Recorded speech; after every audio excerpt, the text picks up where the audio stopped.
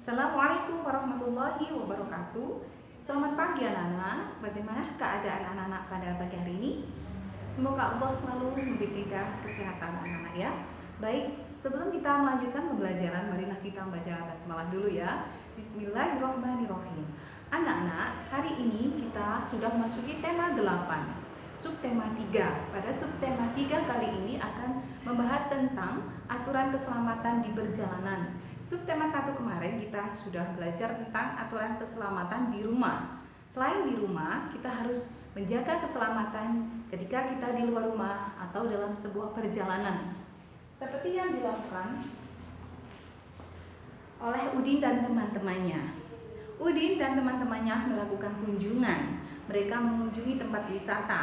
Mereka selalu memperhatikan keselamatan di perjalanan, yaitu ketika mereka ada di dalam bus. Nah, pada hari Minggu, Udin dan teman-temannya berlibur ke Pantai Ancol. Mereka berangkat menggunakan bus pariwisata.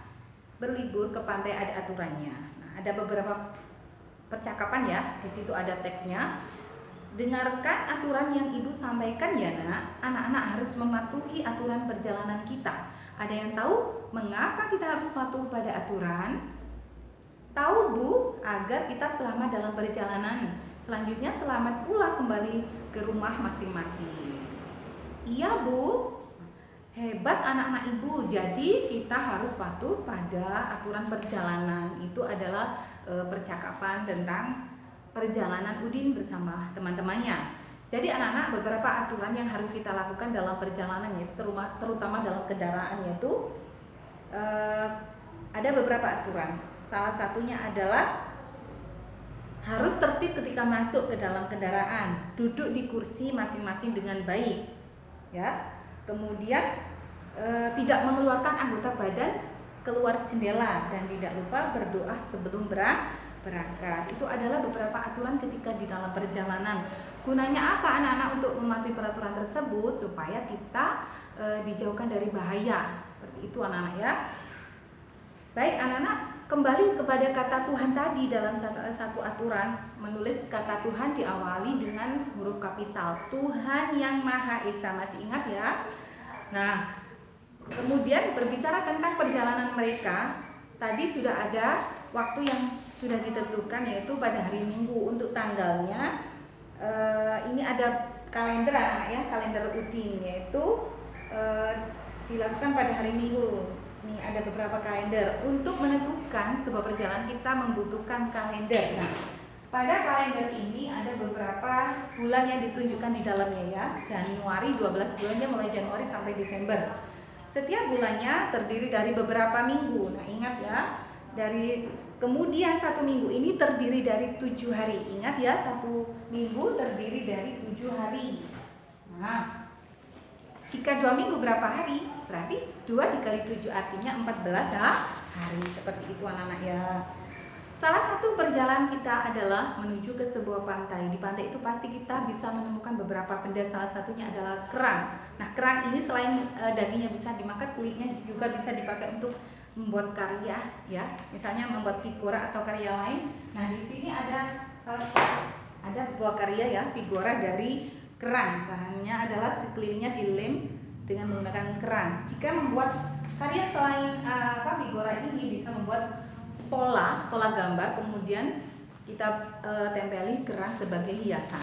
Nah, salah satu langkahnya adalah buat pola dulu, digunting, kemudian kita tempel sesuai keinginan kita. Baik, itu tadi kerang yang bisa kita temukan di pantai. Selain bermain di pantai dan mencari kerang untuk keterampilan atau karya. Nah, ini ada beberapa permainan lagi. Tetapi dalam bermain di pantai ada beberapa aturan. Ini ada percakapan antara guru dan siswa sebelum mereka bermain ya. Hati-hati. Nah, ini ada salah satu percakapannya, itu adalah beberapa pesan yang termasuk aturan anak-anak ya. Mereka mencari kerang di pantai sambil bermain. Nah, dia dapat pesan dari gurunya.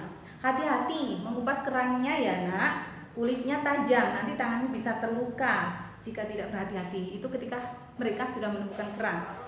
Iya, terima kasih Bu, kami akan berhati-hati. Nah, itu adalah salah satu aturan di pantai ketika dia mengupas ke kerang. Nah, Nah, selain dia mencari kerang di pantai dan kemudian membuat karya, ada beberapa permainan ya yang tadi saya jelaskan, yaitu permainan lomba, jalan dan lari di pantai. Nah, dalam permainan itu juga pun ada beberapa aturan anak-anaknya. Yang pertama contohnya aturannya, anak-anak dibagi menjadi beberapa kelompok, kemudian membuat garis, kemudian berdiri di pembatas garis, dengarkan aba-aba dan seterusnya. Itu adalah beberapa aturan dalam lomba lari. Nah, lomba lari di pantai, salah satunya adalah di pantai Ancol. Nah, itu sebuah kalimat, anak-anak bermain lomba lari di pantai Ancol. Nah, dalam menulis sebuah tempat atau misalnya pantai Ancol itu diawali dengan huruf kapital juga. Misalnya, saya pergi ke Surabaya, ya. Itu nama kota anak-anak ya, diawali Surabaya, S-nya saja yang besar karena di awal sebuah kata kota. Itu adalah cara menulis sebuah kalimat atau menggunakan huruf kapital.